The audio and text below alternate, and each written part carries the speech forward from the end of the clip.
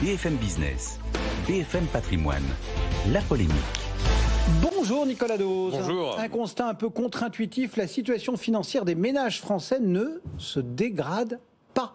C'est la conclusion du rapport annuel de l'Observatoire de l'inclusion bancaire de la Banque de France. Que nous dit ce rapport ? Alors, pour être très honnête, il nous dit que c'est mieux que si c'était pire. Parce que voilà, il nous dit qu'on a une stabilité des gens en situation de fragilité financière.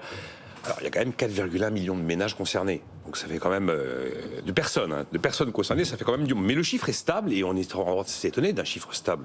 Dans un contexte d'inflation, ça semble un peu incohérent. Parce qu'il est évident que l'inflation, aujourd'hui, notamment sur l'alimentaire, pénalise forcément le budget des ménages. 3 autres chiffres qui ressortent de ce rapport. Le nombre de dossiers de surendettement recule de 7% comparé à 2021. C'est un chiffre fin 2022, celui-là. On a également le nombre d'interdits de chéquier qui recule de 6% en un an.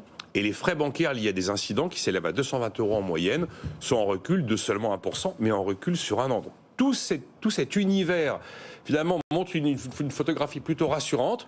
Dans un contexte de croissance faible, dans un contexte d'inflation, je rappelle que la définition d'une personne qui est en état de fragilité financière, d'après la Banque de France, c'est quelqu'un qui est surendetté mais avec des ressources très limitées ou qui connaît des incidents de paiement à répétition. Voilà ce qui est la catégorie des 4,1 millions de personnes dont on parle. Et qu'est-ce qui explique ce côté un peu paradoxal ? Ce qui est pas mal, c'est que la première réponse de la Banque de France, c'est de dire on a un peu du mal à l'expliquer, objectivement. On a quand même toutes les raisons de penser que ça pourrait quand même être nettement plus dégradé aujourd'hui. Après, on peut quand même mettre des éléments en avant. D'abord, il y a un travail très engagé de la part de la Banque de France sur cette question de l'inclusion bancaire. Je vous rappelle que c'est là qu'on gère les dossiers de surendettement.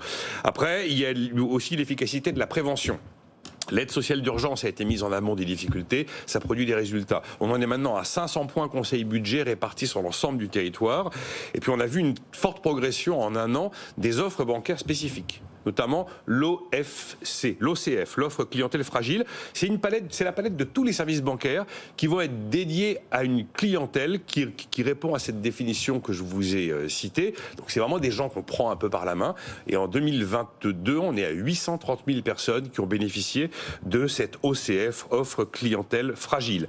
Il y a aussi un autre phénomène, c'est la progression du microcrédit.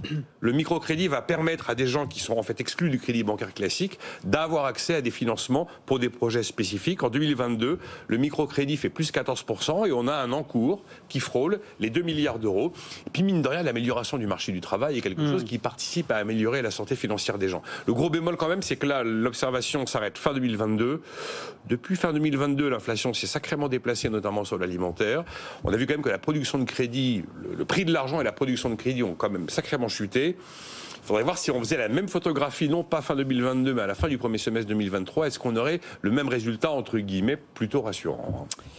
Alors cette Banque de France, elle met aussi en avant l'attitude des ménages pour expliquer la stabilité de la fragilité financière. C'est évident. En fait, les ménages, ce sont les premiers à agir. Ils se serrent la ceinture quand les temps sont difficiles. Elle constate que c'est valable surtout pour les personnes seules, les familles monoparentales. Et puis dans les cas de surendettement, tous ceux qui découlent de comportements imprudents ou d'une gestion un peu en dépit du bon sens, eh bien, ça a considérablement reculé. C'est de plus en plus rare. Alors on soulignera pour terminer que toutes les régions ne sont pas logées à la même enseigne. Il y a une région qui est nettement supérieure aux autres en matière de problèmes de surendettement.